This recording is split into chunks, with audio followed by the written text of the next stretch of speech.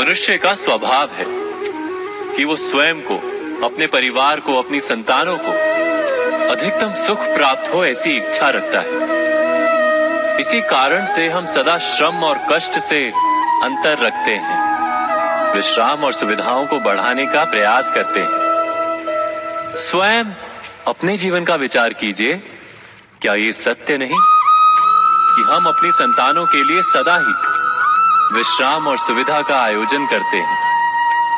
पर क्या कभी सोचा है केवल विश्राम से क्या लाभ प्राप्त होता है? केवल सुख और सुविधा जिन्हें प्राप्त हो उनका जीवन कैसा होता है? शरीर जब श्रम करता है तो अधिक स्वस्थ बनता है। बुद्धि भी जब कठिन चुनौतियों का सामना करती है तो अधिक तेजस्वी बनती है। ये हम सबका अनुभव है, पर हम शायद ये भूल जाते हैं कि मन और आत्मा को जब कठिनाइयां प्राप्त होती हैं, तब वे भी अधिक बलवान होती हैं। अर्थात जब भी हम अपनी संतानों को श्रम और दुख से दूर रखने का प्रयास करते हैं, क्या वास्तव में उनके सुख का मार्ग बंद नहीं कर देते? स्वयं विचार कीजिए। एक ही गुरु के पास शिक्षा प्राप्त करने वाले सारे शिष्य एक समान विद्या प्राप्त नहीं कर पाते।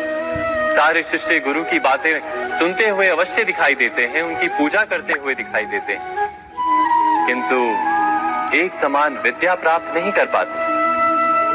क्या कभी विचार किया है ऐसा क्यों होता है? सत्य तो ये है कि विद्या प्राप्त ना कर पाने वाले शिष्य समर्पण का दिखावा तो करते हैं, किंतु समर्पण का वास्तविक अर्थ नहीं समझ पाते। गुरु के चरणों में फूल चढ़ाने से अथवा गुरु का आदेश मानने मात्र से क्या समर्पण सिद्ध होता है? नहीं। समर्पण का वास्तविक अर्थ है जब गुरु के प्रति मन में कोई संदेह ना रहे, गुरु के मुख से आदेश निकले उससे पूर्व शिष्य उस कार्य को पूरा कर दे। गुरु के विचारों के साथ शिष्य के विचार एक हो जाए। शिष्य जब तक अपने गुरु में ब्रह्मा, विष्णु, महेश इनके रूप ना देख ले, तब तक उसका समर्पण सत्य नहीं। वास्तव में समर्पण किसी कार्य का नाम नहीं, समर्पण तो हृदय की भावना और मन की स्थिति का नाम है। अर्थात हमारे अज्ञान में क्या दोष केवल हमारे मन का नहीं? स्वयं विचार कीजिए। ज्ञान प्राप्ति सदा ही समर्पण से होती है, यह हम सब जानते हैं, किंतु समर्पण का वास्तविक महत्व क्या है? क्या हमने कभी विचार किया?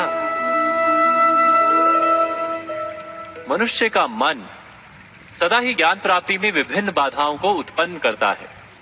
कभी किसी अन्य विद्यार्थी से ईर्ष्या हो जाती है, कभी पढ़ाए हुए पाठों पर संदेह जन्मता है, और कभी गुरु द्वारा दिया गया दंड मन को अहंकार से भर देता है। नहीं, क्या ऐसा नहीं होता?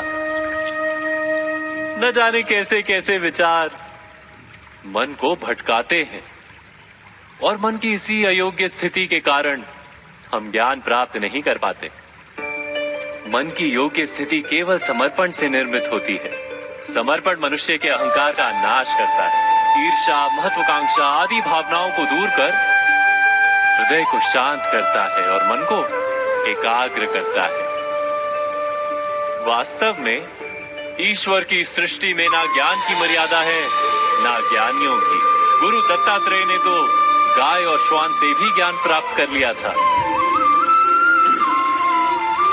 अर्थात विषय ब्रह्म ज्ञान का हो या जीवन के ज्ञान का या गुरुकुल में प्राप्त होने वाले ज्ञान का, उसकी प्राप्ति के लिए गुरु से अधिक महत्व है उस गुरु के प्रति हमारा समर्पण। क्या ये सत्य नहीं?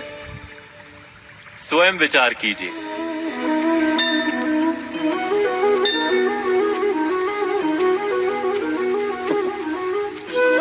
जब जब मनुष्य के सामने कोई विकट स्थिति आती है तो मनुष्य ईश्वर से प्रार्थना करता है, ईश्वर के समक्ष याचना करता है कि वो स्थिति से उभरे। किंतु इस प्रार्थना का वास्तविक रूप क्या है? क्या ये हमने कभी विचार किया है? प्रार्थना का अर्थ है अपनी सारी आशंकाएं, सारी चिंताएं, सारे संकल्प विकल्प, अपनी सारी योजनाएं ईश्वर के चरणों पर रख देना। अर्थात अपने कर्म का फल क्या होगा इसकी चिंता ना करके धर्म के अनुरूप कर्म करना। ईश्वर की योजना को अपनी नियति मानना,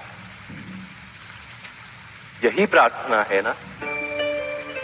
किंतु ईश्वर की योजना को समझ पाना क्या संभव है? वो योजना तो हमारे कार्यों के परिणाम के रूप में प्रकट होती है सदा ही, किंतु यदि कोई कर्मों का ही त्याग कर दे, क्या वो प्रार्थना है?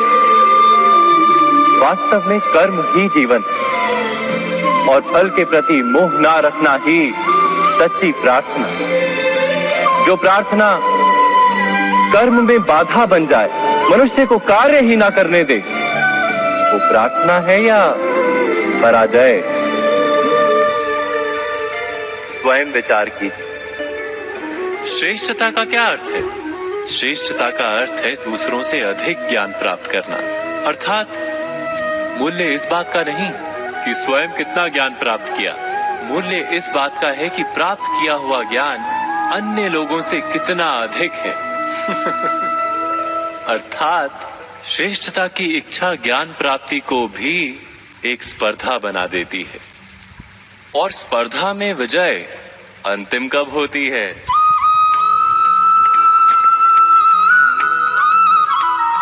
कुछ के लिए तो श्रेष्ठ बना जा सकता है, किंतु सदा के लिए कोई श्रेष्ठ नहीं रह पाता। फिर वही असंतोष, पीड़ा और संघर्ष जन्म लेता है। किंतु श्रेष्ठ बनने के बदले यदि उत्तम बनने का प्रयत्न करें तो क्या होगा? उत्तम का अर्थ है कि जितना प्राप्त करने योग्य है वो सब प्राप्त करना, किसी से अधिक पाने की इच्छा से नहीं, मात्र आत्मा की तृप्ति हेतु कुछ प्राप्त करना। उत्तम के मार्ग पर किसी अन्य से स्पर्धा नहीं होती, स्वयं अपने आप से स्पर्धा होती है। अर्थात उत्तम बनने का प्रयत्न करने वाले को देर अबेर सारा ज्ञान प्राप्त हो जाता है, बिना प्रयत्न के ही वो श्रेष्ठ बन जाता है। किंतु जो श्रेष्ठ बनने का प्रयत्न करता है वो श्रेष्ठ बने या ना बने, उत्तम कभी नहीं बन पाता।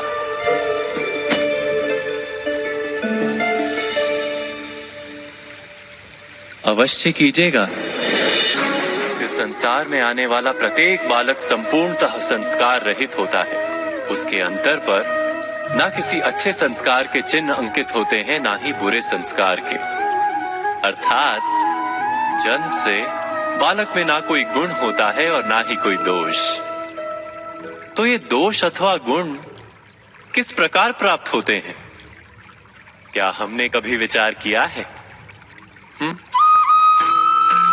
जो बात माता पिता के मुख से निरंतर सुनी जाती है, वही बात उनकी संतानों के हृदय का संस्कार बनती है। जैसे किसी गांव में नदी तट तक एक पगडंडी बन जाती है केवल उस मार्ग पर बार बार चलने के कारण। अर्थात माता पिता के हृदय की इच्छाएं उनकी संतानों के हृदय का दोष अथवा गुण बनकर जन्म लेती हैं। क्या ये सत्य नहीं?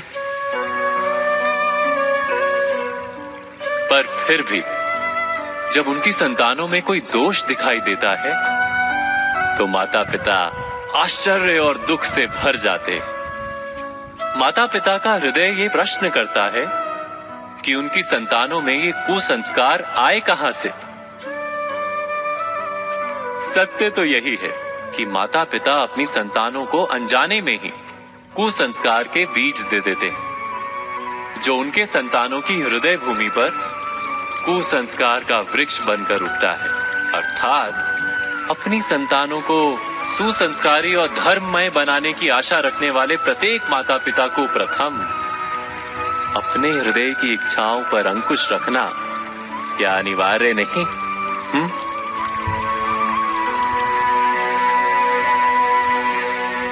प्रत्येक माता पिता इस पर विचार अवश्य कीजिएगा।